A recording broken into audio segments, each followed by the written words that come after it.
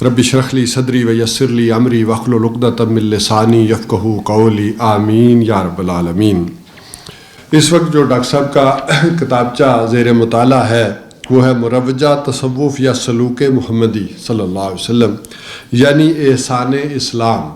اس کا ہمیں مطالعہ کرنا ہے، لیکن اگر ہم مطالعہ کریں گے تو یہ 3-4 گھنٹے لگیں گے۔ میں اس کے جو عنوانات ہیں اس کو سامنے رکھتے ہوئے جو ہے وہ بات چیت کرتا ہوں۔ سب سے پہلے جو ڈاکٹر صاحب نے عنوان مقرر کیا ہے وہ ہے تصوف کا موضوع یا مقصد کیا ہے۔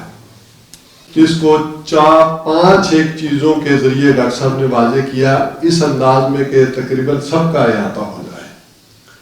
سب سے پہلا مقصد جو ڈاکٹر صاحب نے بیان کیا، یہ ذرا میں لکھوں گا تو یہ اب آپ کو ذہن نشین رہے گا اس حوالے سے۔ سب سے پہلا مقصد ہے جیل سے نجات اور معرفت کا حصول۔ جیل سے نجات اور معرفت کا حصول، یہ ایک ہی بات ہے۔ معرفت بھی علم اور جاننا پہچاننا۔ جیل سے کون سی ہے؟ ڈیالہ سے،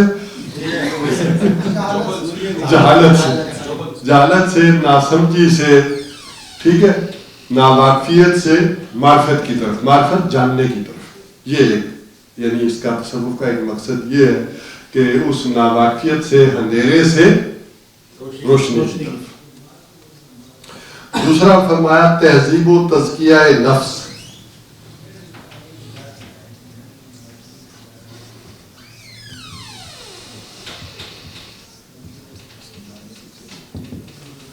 تہذیب و تزکیہ نفس۔ لیکن تہذیب کیا جو انسان کا ایٹیچیوڈ ہونا چاہیے، اور کیا چیزیں تزکیہ نہیں ہونی چاہیے۔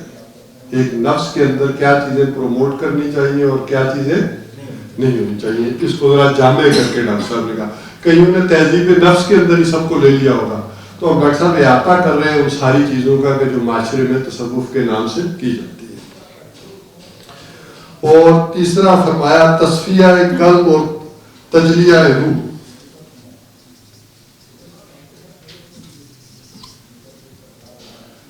یعنی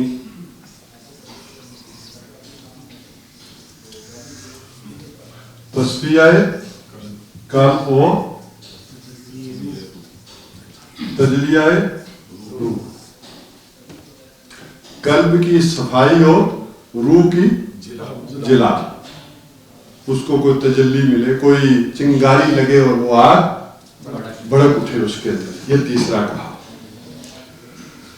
اور چوتھا کہا خالق سے خلوص و اخلاص۔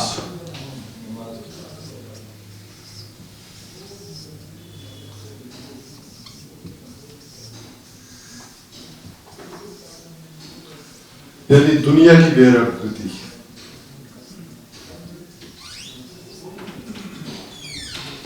اور نمبر 5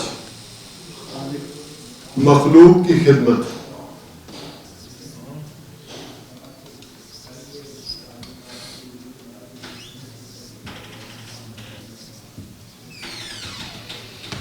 یہ 5 چیزیں ہیں کہ جو ڈاکٹر صاحب نے بیان کی کہ تصوف کے مقاصد اور موضوعات میں اس وقت یہ چیزیں جو ہے وہ بیان کی جاتی ہیں کہ سب سے پہلی کیا ہو گئی؟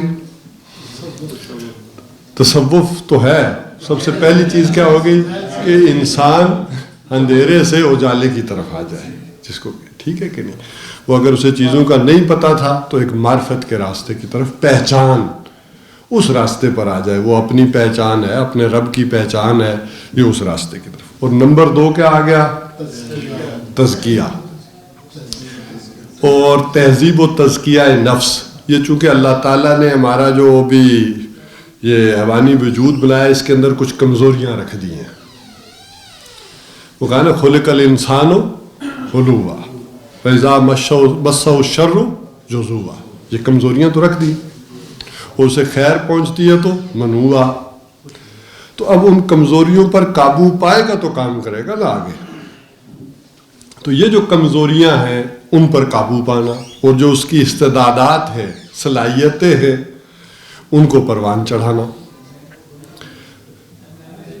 اچھا، اسی میں بلکہ سمجھ لینا کہ اللہ تعالیٰ نے صلاحیت جو انسان میں رکھی ہے مختلف رکھی ہیں، انسان کے اندر سب سے بڑی جو ایک صلاحیت ہے، جسے کیا کہیں گے، قوت شہوت، ایک بہت بڑی صلاحیتوں میں سے ایک صلاحیت ہے کہ نہیں ہے؟ اور یہ صلاحیت اللہ نے کس لیے رکھی ہے؟ کہ تاکہ نسل انسانی آگے بڑھے۔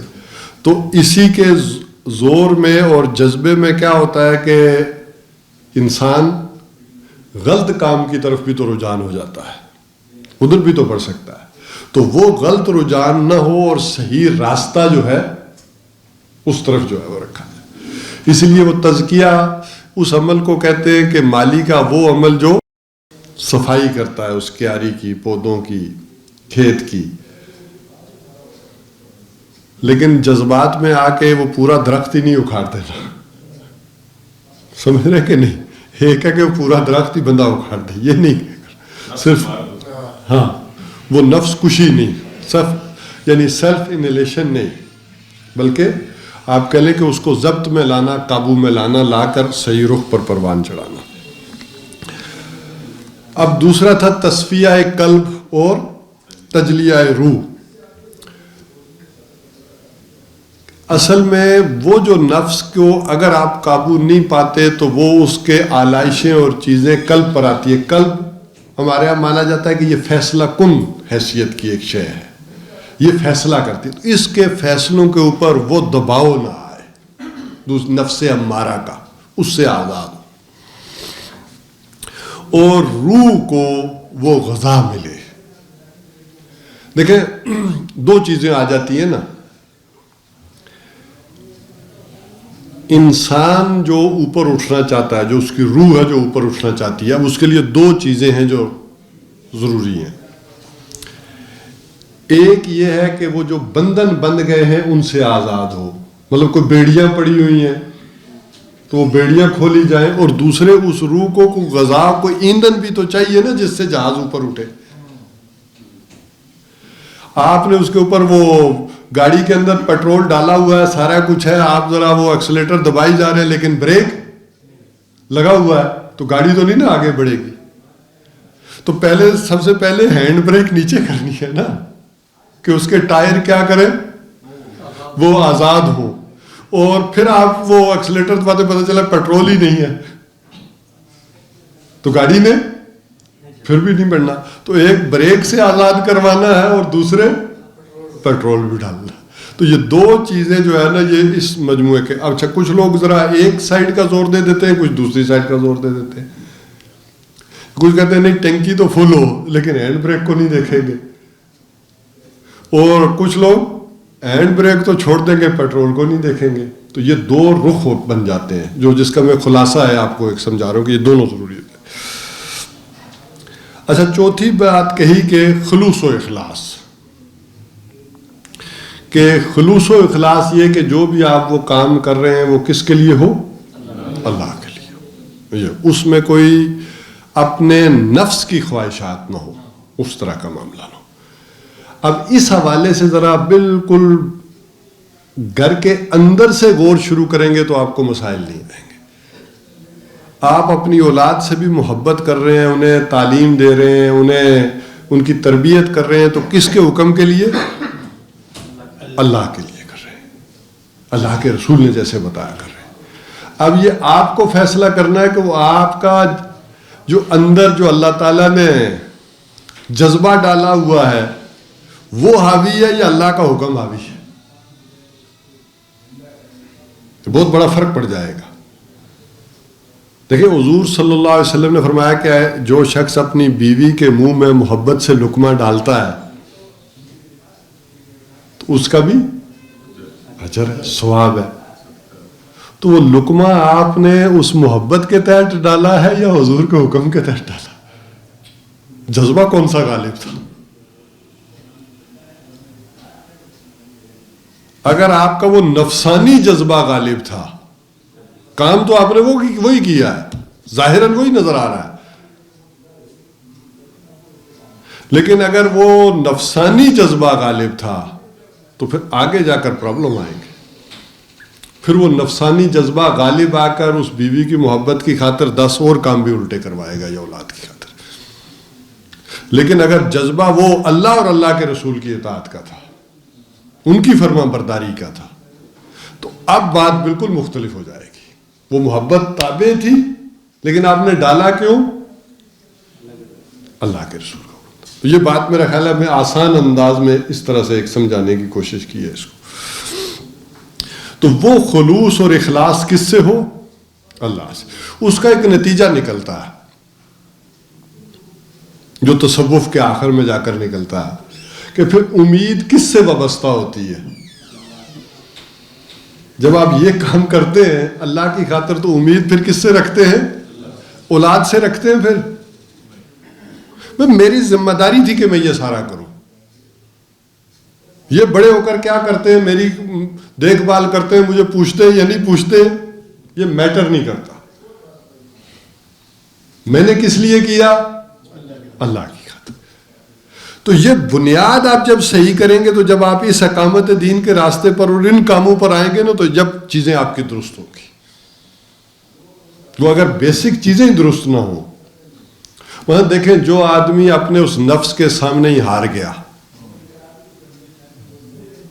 اس کے سامنے لیٹ گیا، تو ایک دن بیوی کے سامنے بھی اور برادری کے سامنے بھی، برادری کہے گی نہیں یہ کرنا ہے، یہ کرنا ہے، بارات لانی ہے، مہندی کر تو. اور پھر اگر امریکہ سے فون آ گیا تو پھر بھی لیٹ جائے گا. وہ لیٹنا کوئی مطلب یہاں سے نہیں ہے. تو یہ دیکھیں کہ آپ بھی اگر پرویز مشرف کی جگہ ہوتے تو اگر آپ یہاں اپنے نفس کے سامنے نہیں کھڑے رہ سکے تو ہم سے بھی یہی ہونا تھا جو اس نے کی.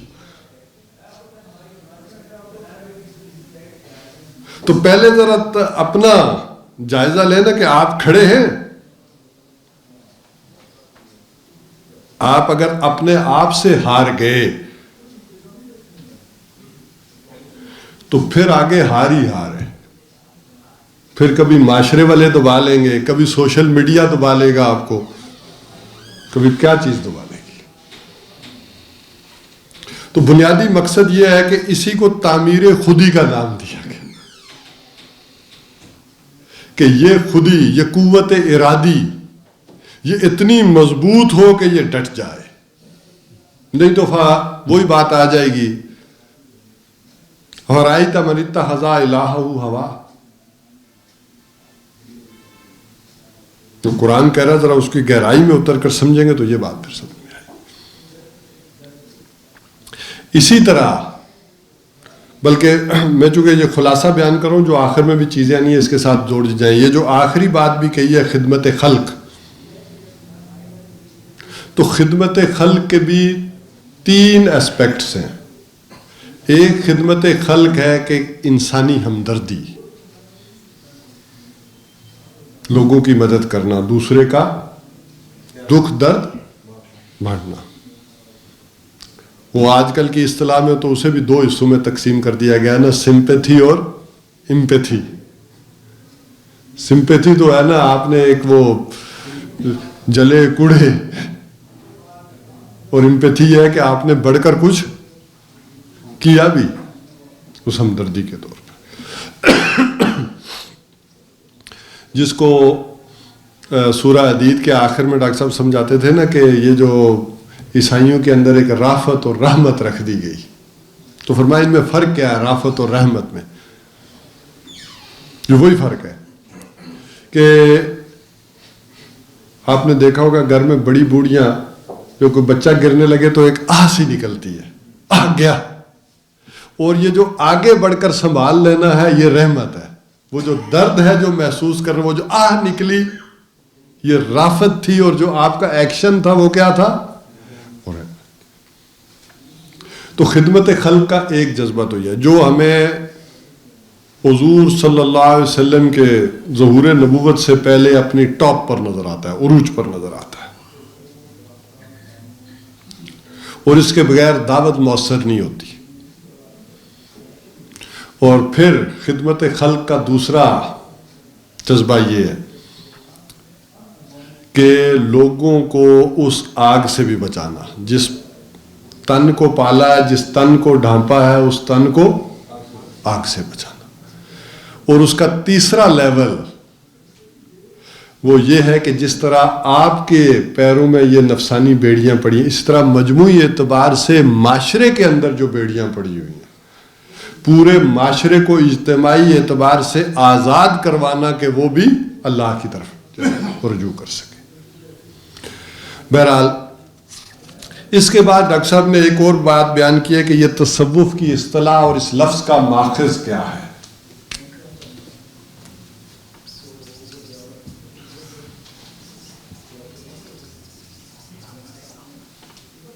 یہ لفظ جو ہے یہ کیا ہے؟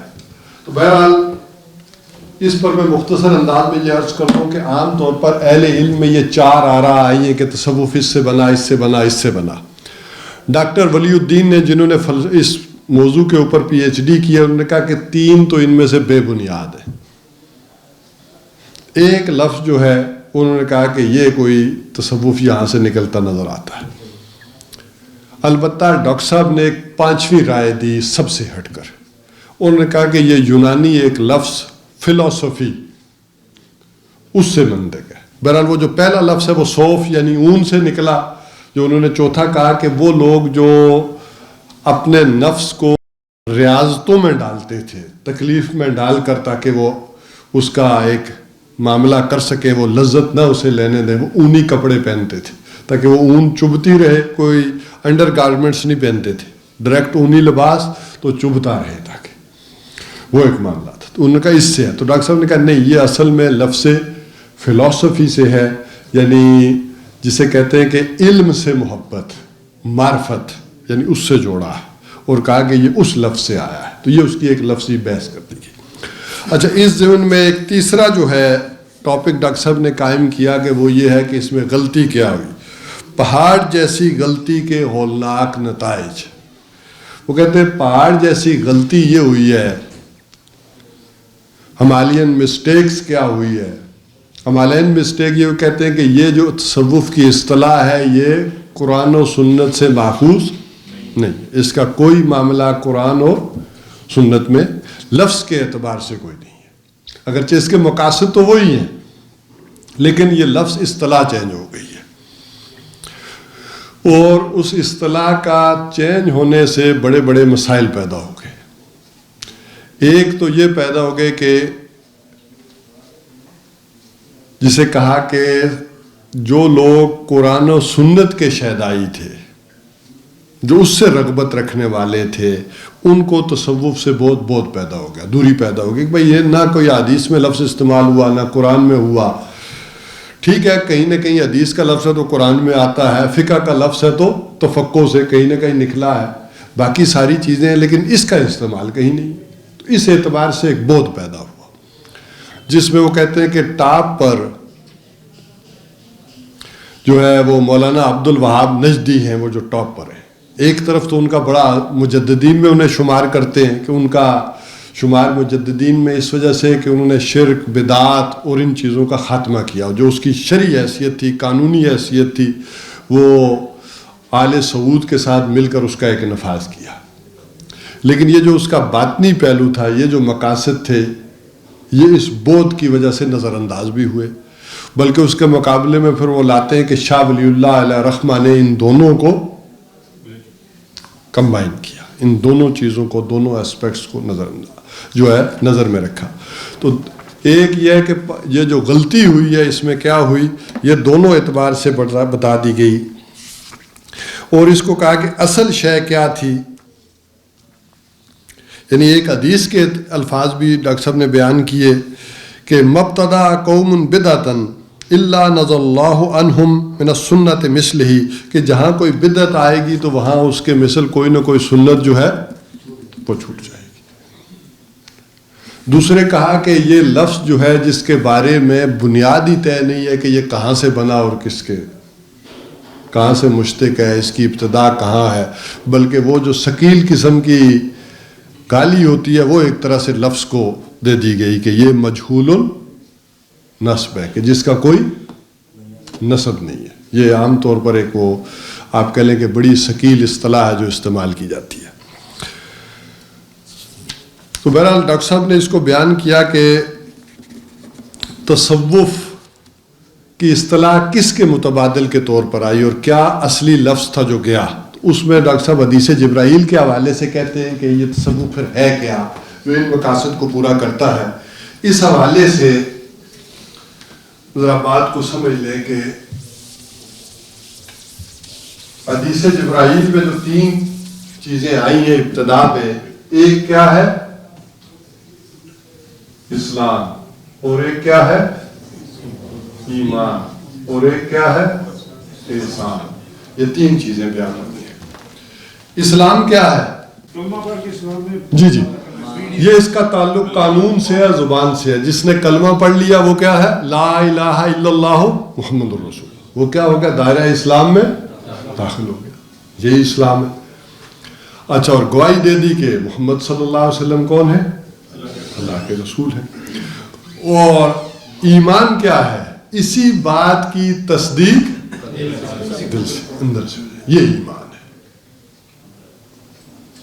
گویا اس کو فرق کر کے، اگرچہ یہ دونوں ایک دوسرے کے مترادف کے طور پر استعمال ہوتے رہتے ہیں، اپنی وسیع تر اصطلاح کے اندر اسلام میں بھی ساری چیزیں آ جاتی ہیں اور ایمان میں بھی یہ ساری چیزیں آ جاتی ہیں، لیکن ان کو ذرا سمجھنے کے لیے، تفہیم کے لیے علیحدہ علیحدہ کیا گیا کہ ایک ہے اسلام جو اس کا قانونی پہلو ہے، ایک ہے ایمان جو اس کا باطنی پہلو ہے. آخرت پر کتنا ایمان ہے، فرشتوں پر ہے، یہ تو آپ کے دل کو پتا ہے، اس کے مطابق آپ پھر عمل پیرا ہوتے ہیں. اور یہ احسان کیا ہے؟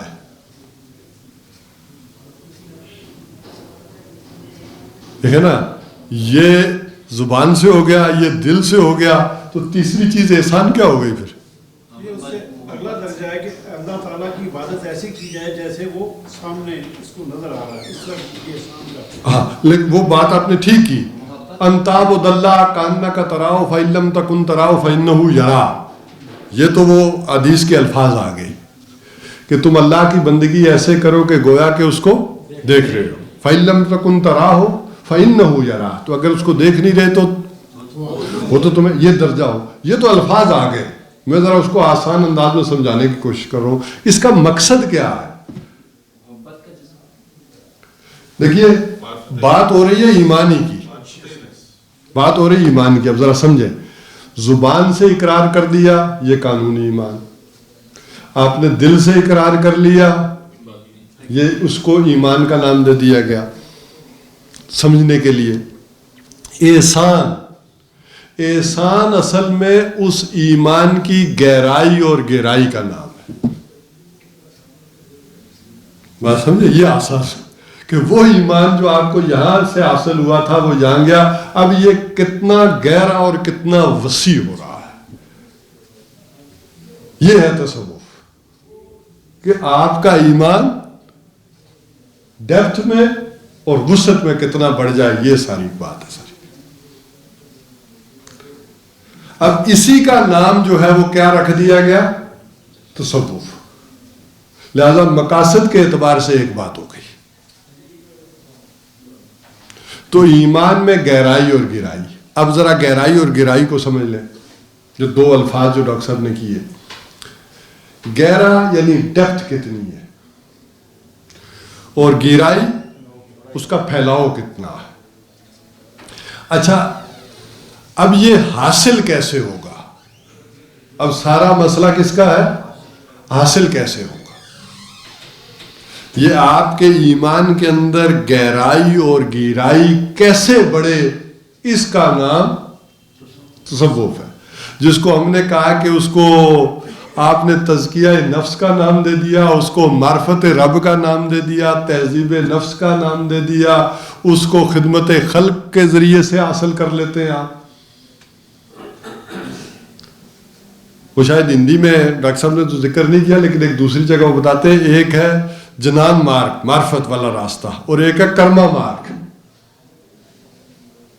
عمل کے ذریعے. دیکھیں، ایک کچھ لوگوں کا معاملہ ہوتا ہے کہ غور و فکر سے اس جگہ پر پہنچنا، اور کچھ کا معاملہ ہوتا ہے کہ عمل کے ذریعے بھاگ دوڑ، اور کچھ کا معاملہ ہوتا ہے نیکی کے ذریعے وہاں پہنچے، خدمت خلق کے ذریعے اسی راستے پر جائے. منزل تو ایک ہے نا. تو یہ ایمان میں گہرائی اور گہرائی کیا ہو، یہ سارا طریقہ کار ہے جو ڈیفائن کیا گیا.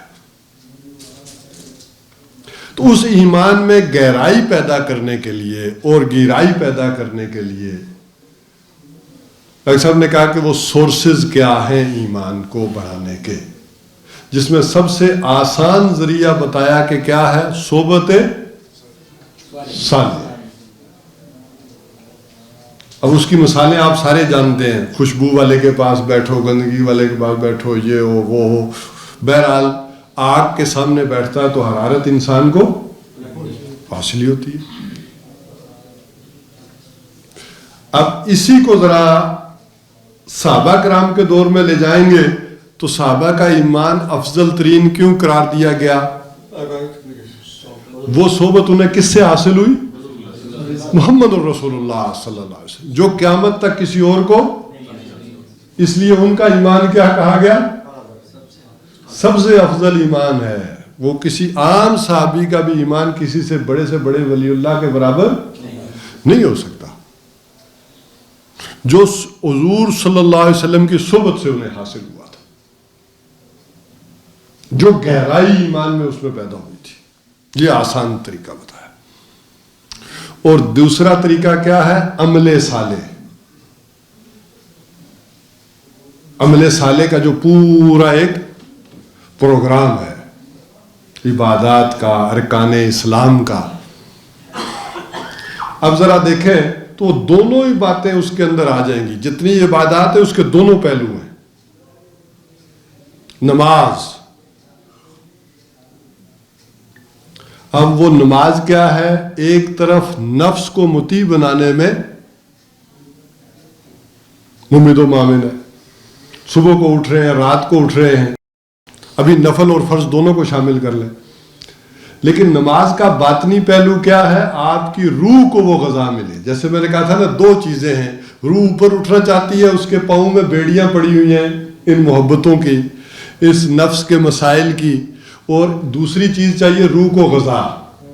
ایک طرف اس کے پتھر کھلیں، بیڑیاں کھلیں، دوسری طرف اسے چاہیے غذا ملے تاکہ وہ اوپر اٹھے، وہ پودا اوپر پروان چڑھے۔ آپ نے سارے کیاری میں سے پودے تو اکھاڑ دیے کہ ساری غذا سے ملے، لیکن پانی نہیں ڈالتے آپ کیاری میں، پودا بڑھے گا؟ تو جہاں آپ نے پودے، اس کے ساتھ جڑی بوٹیاں، گند، جاڑ جنکار اکھاڑا ہے، وہاں اسے کھاد اور پانی کی بھی ضرورت ہے۔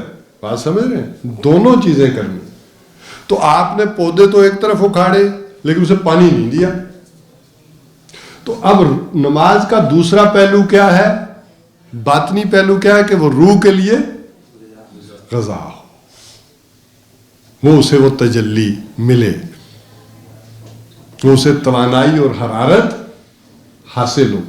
اس لیے نماز کے ایک معنی تو یہ بھی کیے گئے نا کہ جس سے ایک حرارت حاصل ہوتی ہے۔ اب دو چیزیں آ گئی، اس نماز سے آپ نے ایک طرف نفس کو مطیع کیا۔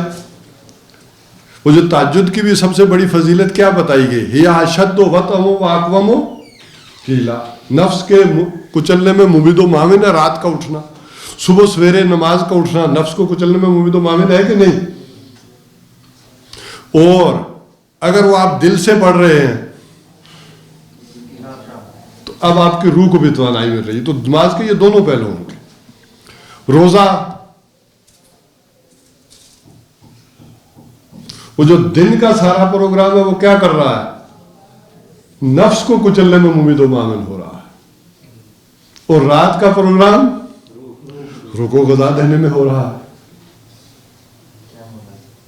ٹھیک ہے کہ اسی طرح جو مال کا خرچ کرنا ہے وہ بھی اصل میں تزکیہ کس کی کر رہا ہے؟ وہ جو محبتیں اندر نفس کی، وہ جو رکاوٹیں ہیں وہ دور کر رہا ہے۔ حج بھی اصل میں دونوں ہی کام کر رہا ہے۔ حج بھی جا کر ایک آپ خانہ کعبہ کے سامنے پہنچتے ہیں، ایک اللہ کا ایک جو آپ کہہ لیں کہ فیض ہے، ایک روح کو ایک توانائی ہے وہ حاصل کرتے ہیں، اور دوسری طرف وہ ساری محبتیں کچل کر وہاں پہنچتے ہیں، بچوں کی، بیوی کی، وطن کی، قوم کی، ملک کی، وہ ساری کراس کر کے انسان جاتا ہے۔ تو یہ جو پروگرام ہے عبادات کا، یہ گویا کہ دو گنا ہے۔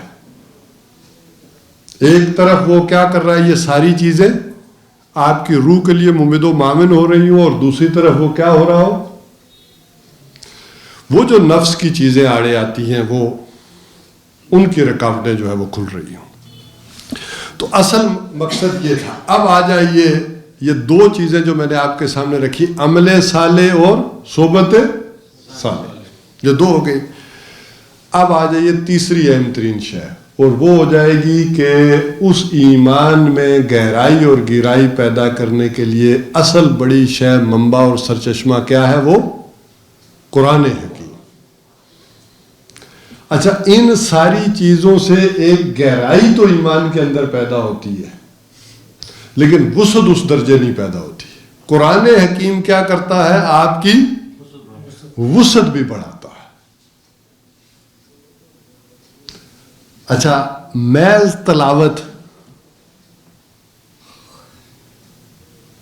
یہ جو کہا نا روز تلاوت آپ کرتے ہیں، یہ جو خیالی تلاوت کرتے ہیں، اس سے کیا ہوتا ہے، اس سے، اور جب ترجمہ اور تشریح اس کے اوپر غور و فکر کرتے ہیں تو ٹھیک ہے۔ اب یہ سمجھیں چیزوں کو اس کے ساتھ، یہ تصوف، اگر آپ کی گہرائی بڑھ گئی ہے اور وہ وسعت نہیں بڑھ رہی، سما نہیں رہے، تو آپ غور و فکر والا معاملہ زیادہ کریں، آیات کے اوپر غور و فکر زیادہ کریں۔ اور اگر وسعت بڑھ گئی ہے، گہرائی نہیں ہے، تو وہ ٹائم کم کریں اور تلاوت کو زیادہ دیں۔ اب یہ اپنا جائزہ خود لیں۔ اب میں یہ بالکل ایک نئے انداز میں آپ کو ڈاکٹر صاحب کی جو سوچ ہے اس کے سامنے رکھ کر بیان کروں کہ تو یہ مسئلہ تصوف کا یا احسان کا کیا ہے۔ احسان کے ویسے تو عام طور پر ہم نے جو معنی لے لیے ہیں، ڈاکٹر صاحب بیان کرتے ہیں کہ کوئی کام اچھا کرنا، یہ کیا ہے، حسن سلوک جسے کہتے ہیں، یہی صرف معنی رہ گئے۔ حالانکہ احسان کے جو معنی قرآن حکیم بیان کرتا ہے یا حدیث میں آئے کہ کسی بھی کام کو بہترین انداز میں کرنا، یہ احسان ہے، خوبصورت انداز میں کرنا۔ یعنی جسے کہا کہ ذبح کرنا ہے تو تیز چھری، احسان کے درجے میں کرو، تکلیف تو ہو زیادہ۔ اور وہ جو قتل کرنا ہے، یعنی ایک مجرم ہے، اس قتل کی سزا ہے تو اسے تڑپا کر اور اعضاء کاٹ کے نہ مارو، کند آلے سے احسان ایک بار جیسے سعودیہ میں کرتے ہیں ایسے، یہ احسان کے درجے کی ہے۔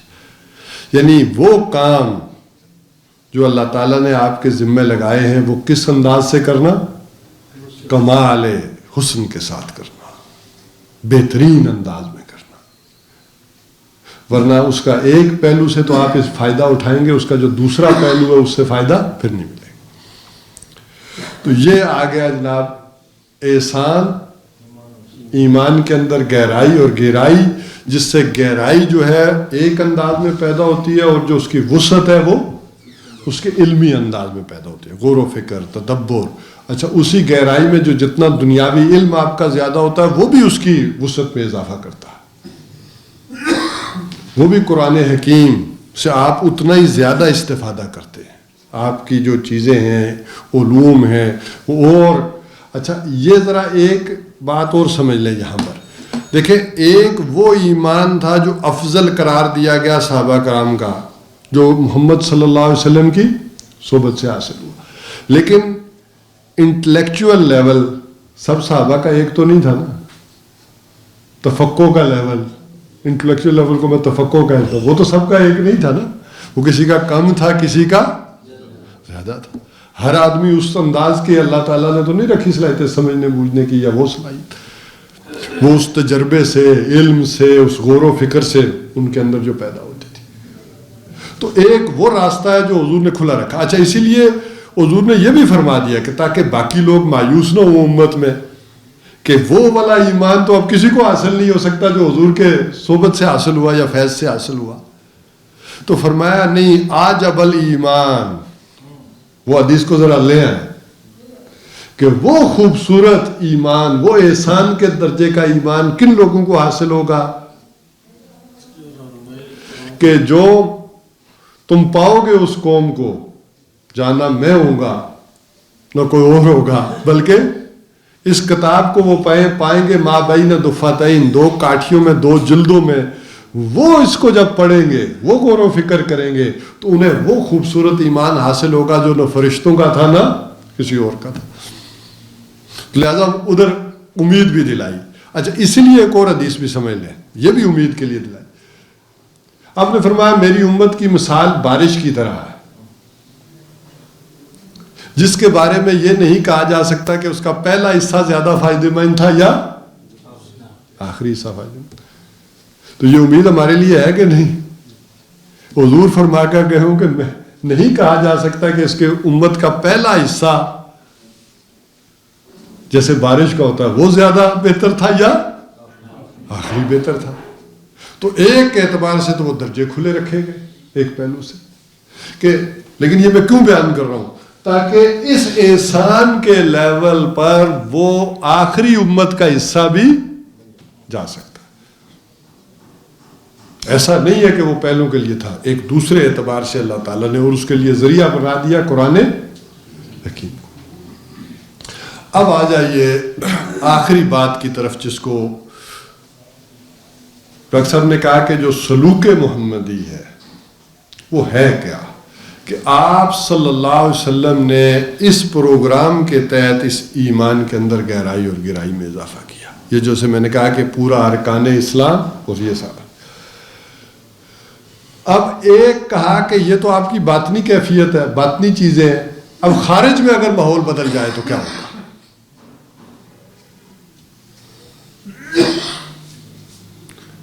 خارج میں ماحول اگر ہے دین والا تو پھر کیا ہوگا؟ اگر خارج میں دین والا ماحول نہیں ہے تو پھر کیا ہوگا؟ یہ ہے سچویشن بدل دینے والی ہے. دیکھیں نا، ایک یہ کیفیت بھی ہے کہ حضرت موسیٰ علیہ السلام کوہ طور پر ہی رہے، اللہ تعالیٰ وہاں صحرا میں ہی بات چیت ہوتی رہے. اور ایک یہ کیفیت ہے کہ اذهب الى فرعون انه طغى، کیونکہ باہر ماحول وہ نہیں ہے. تو اس ساری کیفیت کے بعد کیا کہا کہ جاؤ ذرا فرعون کے پاس بھی کہ وہ سرکش ہو گیا ہے. تو اب امت کے ذمے وہ کام بھی لگا دیا کہ اگر دین غالب نہیں ہے تو پورے کو مجموعی اعتبار سے جو اجتماعی ضمیر بنے گا، اجتماعی جو نفس بنے گا نوع انسانی کا، اس سارے کو بیڑیوں سے کیسے جدا کرو گے؟ اس سارے جو ظلم اور جبر کا اور زیادتی کا نظام ہے، اس سے معاشرہ آزاد نہیں ہوگا تو کیسے آگے بڑھے گا؟ اللہ کی معرفت حاصل ہوگی. جس کو شاہ ولی اللہ نے کہا، بلکہ حضور صلی اللہ علیہ وسلم نے فرمایا، شاہ ولی اللہ نے کہا کہ جہاں معاشی استحصال ہو، 2 دھاری تلوار ہے. ایک طرف تو عیاشی اور بدماشی اور اس کے محلات اور یہ ساری چیزیں ہوتی ہیں، اور دوسری طرف غربت میں اضافہ ہوتا چلا جاتا ہے، جس کو حضور صلی اللہ علیہ وسلم فرمایا کہ جو یہ فقر ہے یہ انسان کو کیا پہنچا دیتا ہے؟ کفر تک پہنچا دیتا ہے. تو جس معاشرے میں یہ ہو، ظلم اور استبداد کا نظام ہو، وہاں کیسے کوئی اللہ تعالیٰ کی یاد کر سکتا ہے؟ تو معاشرے کو اس سازگار بناؤ کہ لوگوں کو وہ سہولت حاصل ہو، مجموعی طور پر بھی معاشرہ اس معرفت رب کی طرف جائے. تو لہذا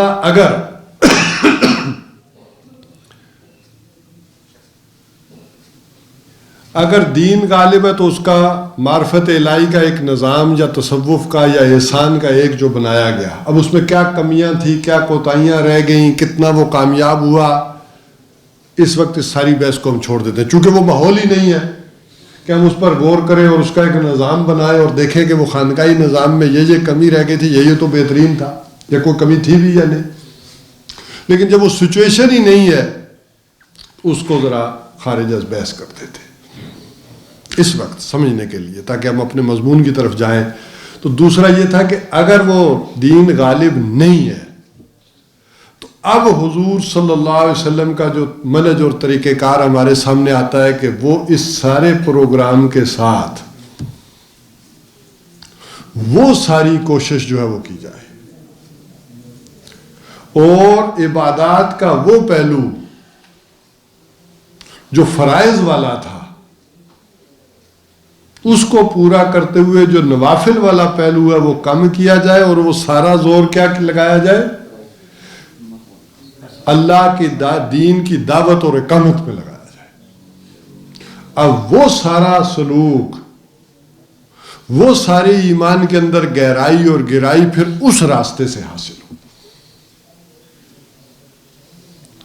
وہ نفس کا کچلنا، وہ جب آپ کو گالیاں پڑے، آپ کو تانے سہنے پڑے، تو وہ نفس کے اندر آتی ہے کہ نہیں آتی؟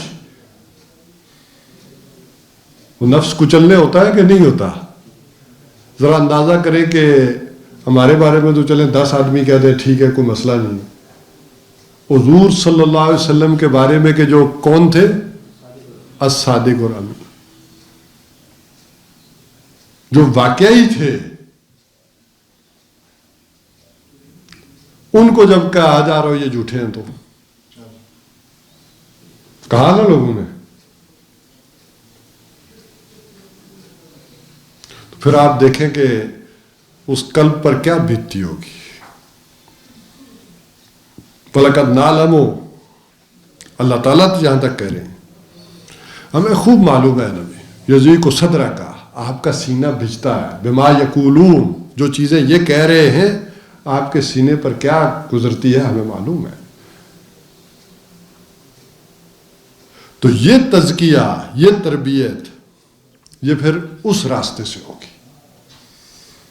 وہ پھر اس راستے سے نہیں ہوگی کہ اگر دین کا غلبہ نہ ہو تو آدمی اپنے ان نوافل میں اور تسبیحوں میں اور تہجد میں اس عالم کی طرح لگا رہے کہ جسے کوئی معاشرے کی پرواہ نہیں تھی. اور پھر اس کا بیان حضور صلی اللہ علیہ وسلم نے کیسے کیا کہ پہلے دے مارو اس کو اور پھر.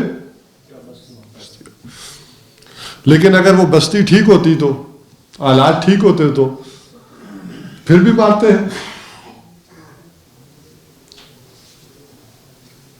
تو اصل ڈاکٹر صاحب یہ بیان کرتے ہیں کہ یہ جو احسان ہے، جو گویا کہ تصوف نے جس کی کو گویا کہ آ کر آکوپائیڈ کر لیا اس اصطلاح کو، تصوف کی اصطلاح نے، اصل اصطلاح کیا ہے؟ احسان. اور احسان کے اصل جو حاصل ہے وہ کیا ہے کہ ایمان میں گہرائی اور گہرائی حاصل ہو، اور وہ قرآن حکیم سے دونوں چیزیں حاصل ہو سکتی ہیں انسان. اب میں آخری چیزیں پڑھ دیتا ہوں تاکہ پھر جو ہے وہ ہم اس 10 منٹ کے اندر اس کو ختم کر لیں. تو یہ گویا کہ اس کتاب کا پورا نچوڑ تھا. جیسے میں نے کہا کہ 3 گھنٹے کا ڈاکٹر صاحب کا اس کا ہے لیکچر، وہ آپ اگر چاہیں گے تو وہ سمجھ لیں. پھر اس کو اگر کوئی سمجھائے صحیح تو وہ اگلے پھر اور 3 گھنٹے چاہیے.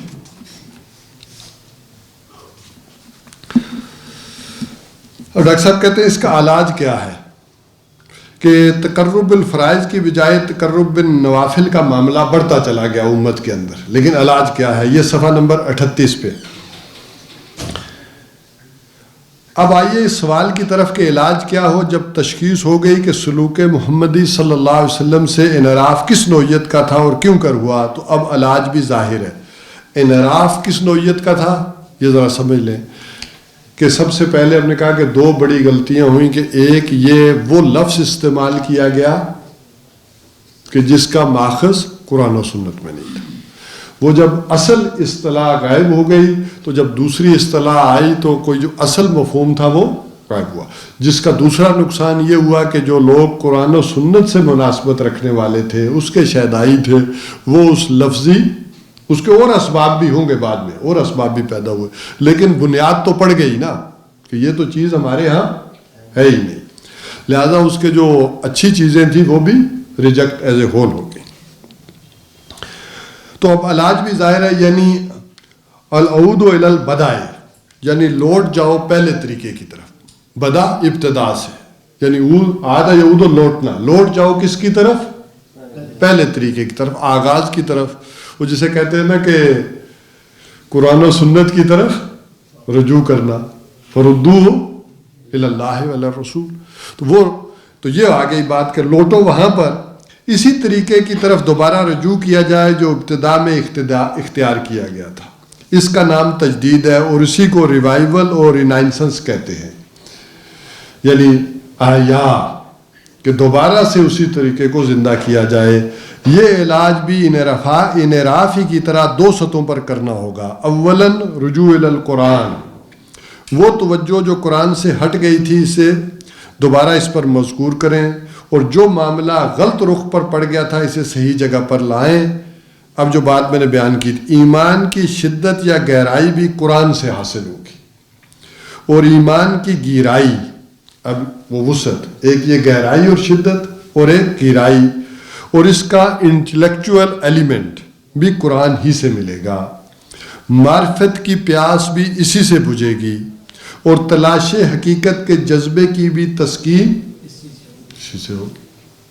یہ تلاش حقیقت، یہ بھی تو انسان کے اندر ایک جذبہ ہے نا کہ حقیقت ہے کیا. اب آگے وہ فارسی کے اشعار ہیں، چوب جان در رفت جان دیگر شود. اور اس قرآن کا معاملہ یہ ہے کہ جب کسی کے اندر یہ جاتا ہے تو کیا ہوتی ہے؟ اندر کی دنیا بدل جاتی ہے.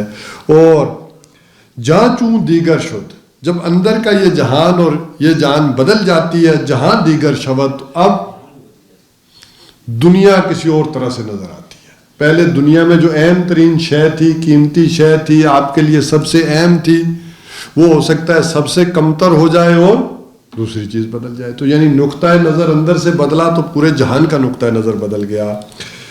کشتن ابلیس کار مشکل است، زاں کے او گم اندر آماک دل است. یہ سارے اشعار تو مشہور ہیں، آپ نے پڑھے ہوں گے کہ ابلیس کو مارنا بہت مشکل ہے.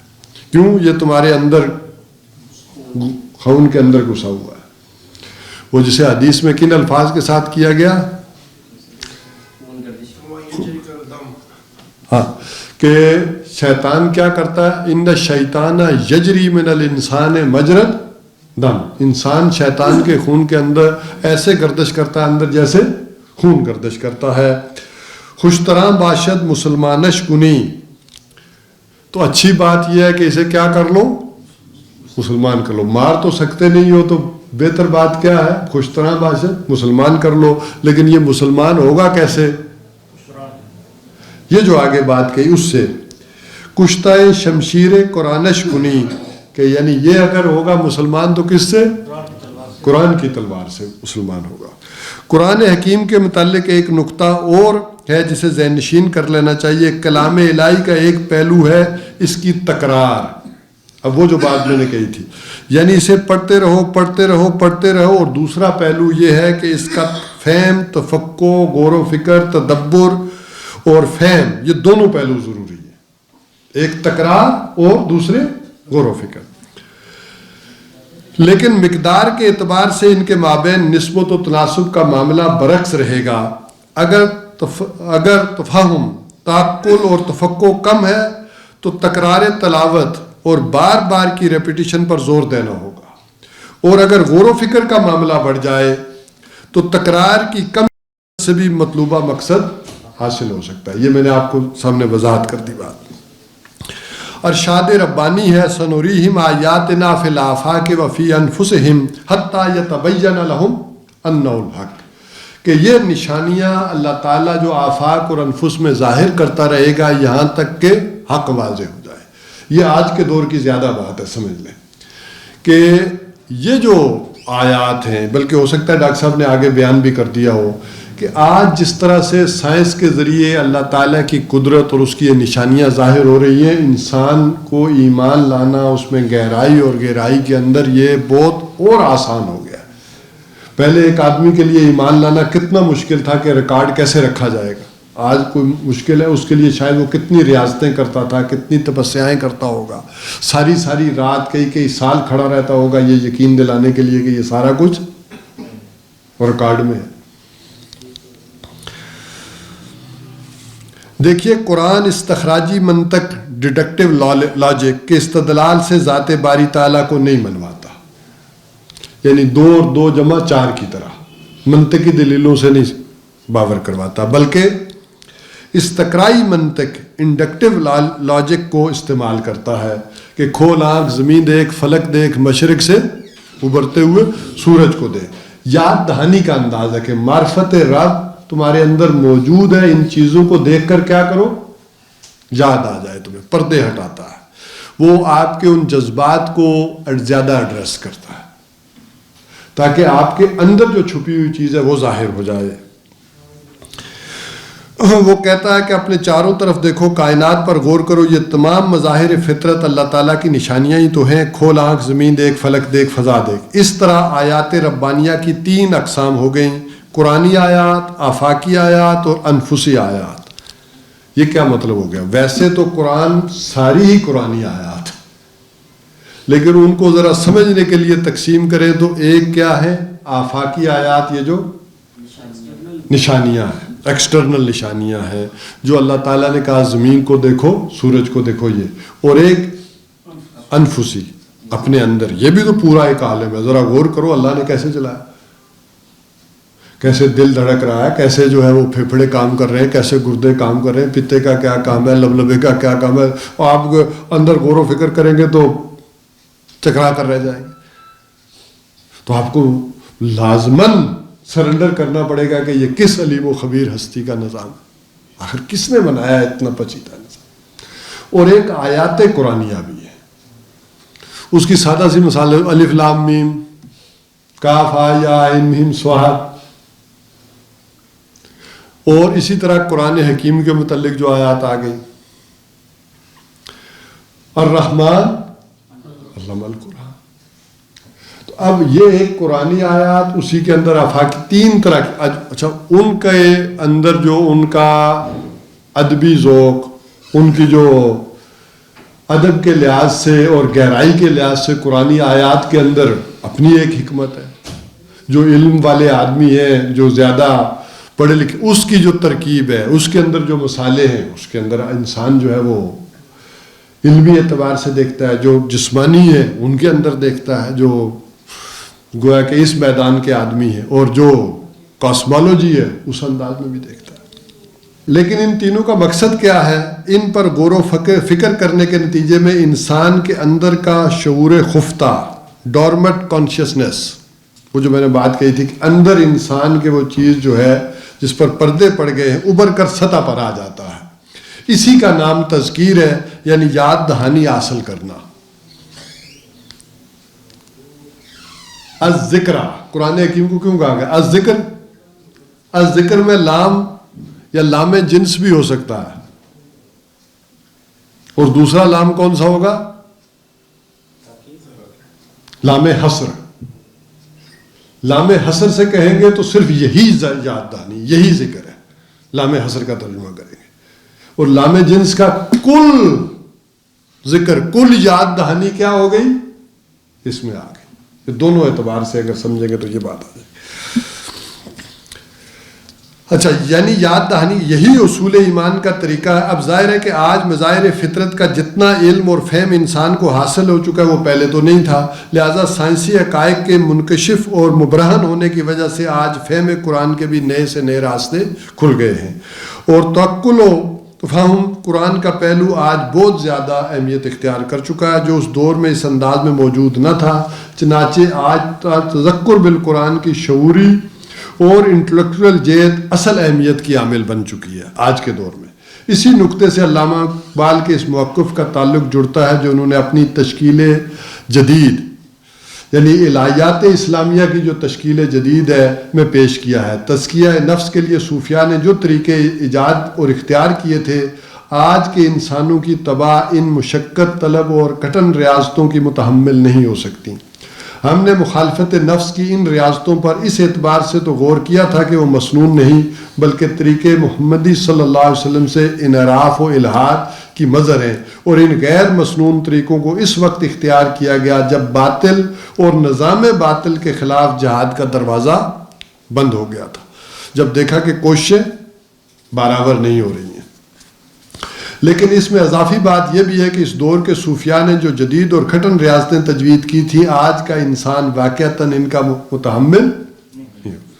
ربنا ولا تحملنا ما لا طاقت لنا بہ، جو ہماری اس سے اور جو من قبلنا، وہ بھی جو ان سے پہلے لوگوں پر ڈالی، جو اس سے پہلے ریاضتیں آئی حضور صلی اللہ علیہ وسلم کے دور سے پہلے، وہ بھی بہت مشکل ہو گئی تھی آج کے دور میں. آرے سے چیرا جانا یا کنگے سے نوچ دینا یہ کوئی آسان کام تھا. کمی کو پورا کرنے کے لیے لا محالہ تذکر بالقرآن پر زور دینا ہوگا، اس لیے کہ اللہ تعالیٰ نے علوم کے جو نئے دروازے انسان پر وار کیے ہیں اور جن کی بدولت قرآن مجید کے فہم و توکل و تفقع کا معاملہ بہت بڑھ گیا، اس سے ان شدید مشقتوں اور ریاضتوں کی کمپنسیشن ہوتی ہے۔ علاج کے ضمن میں پہلا نقطہ رجوع الی القرآن، اور دوسرا یہ ہے کہ مخالفت نفس کے لیے دوبارہ دعوت و اقامت دین کی جد و جہد کی طرف پلٹا جائے۔ اب یہ سارا جو آگے ڈاکٹر صاحب نے بیان کیا ہے، اس میں غلبہ اقامت یعنی دعوت دین اور غلبہ اقامت دین کی جد و جہد کے حوالے سے کیا ہے۔ یہی وجہ ہے کہ دوسرے یہ بات اس اعتبار سے بھی واضح ہو گئی، اب غلبہ دین کا دور نہیں ہے، اس وقت تو دین کہیں غالب نہیں ہے۔ اسلام اس وقت سلطنت و ریاست کے دور میں نہیں ہے، بلکہ حدیث نبوی کی روح سے تو یہ اسلام کی غربت کا زمانہ ہے۔ بدا الاسلام و غریباً وسیعود و کما بدا، لہذا منطقی طور پر بھی یہ بات درست ہے اور معقول و مطلوب ہے کہ اب دوبارہ جہاد فی سبیل اللہ کی طرف رجوع کیا جائے۔ اسلام کے سلطنت و ریاست کے دور میں اس ضمن میں جو کمی پیدا ہو گئی تھی وہ بھی آج کے دور میں موجود نہیں۔ جب دوبارہ غلبہ دین ہو جائے گا تو پھر یہ مسئلہ بھی دوبارہ پیدا ہوگا، لیکن ابھی فی الحال ڈاکٹر صاحب کہتے ہیں کہ لیکن یہ ہمارا مسئلہ ابھی نہیں ہے کہ اس میں کیا کمیاں تھیں، کیا کوتاہیاں تھیں۔ یہ بھی خلاصے کے طور پر تو میں نے آپ کے سامنے رکھ ہی دی تھی۔ اب ذرا اس بحث کو سمیٹ لیں، میں آخر میں جا رہا ہوں۔ اب اس بحث کو سمیٹ لیں، دیکھیے تزکیہ نفس اور تصوف کے حوالے سے بھی سارا تجزیہ اور ساری تشخیص اسی نقطے پر آ گئی، یعنی دعوت و اقامت دین کی جدوجہد اصل کام وہی ہے جو ہم کر رہے ہیں۔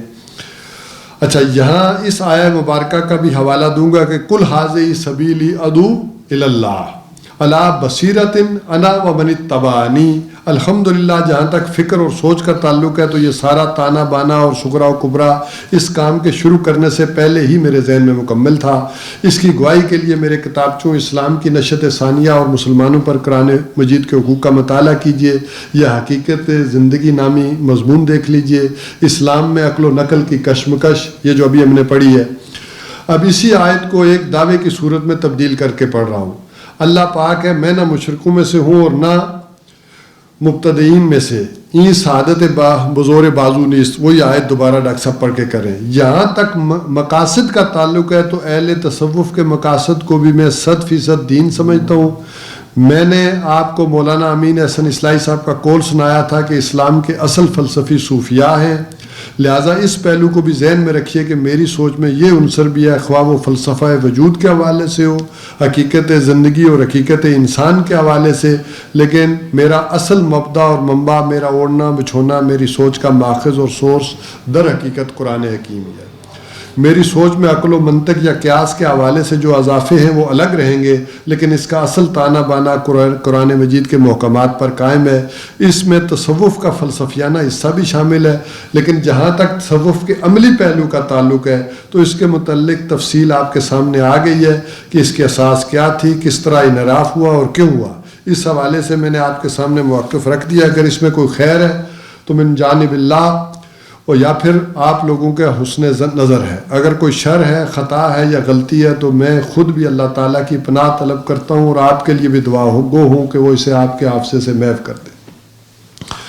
بس یہ ڈاکٹر صاحب نے ایک بیان کیا ہے، اس حوالے سے میں چاہ رہا تھا کہ ایک مختصر آپ کے سامنے آ جائے کہ تصوف اصل میں احسان کی جگہ جو ہے وہ لفظ استعمال ہونا شروع ہوا ہے جو غلطی ہوئی ہے، اور احسان کا اصل معنی یہ ہے کہ ایمان کے اندر گہرائی اور گہرائی حاصل ہو، اور وہ گہرائی اور گہرائی آج کے دور میں سب سے زیادہ اس کا منبع اور سرچشمہ کیا ہے؟ قرآن حکیم۔ اور جو پرانی ریاضتیں تھیں، دیکھیں میں نے کہا نا کہ دو چیزیں ہیں نا، ایک ہے کہ وہ بندھن جو بندھے ہوئے وہ ہٹ جائے اور دوسرے وہ غذا ملے۔ تو وہ جو بندھن ہے، وہ جو بھاری پتھر ہیں، وہ تزکیہ ہوگا آپ کو دعوت دین اور اقامت دین کی جد و جہد کے حوالے سے۔ تو یہ دونوں عنصر جا کر وہاں پر جا کر کمپلیٹ ہوں گے۔ اللہ تعالیٰ ہمیں اس کے سمجھنے کی توفیق عطا فرمائے۔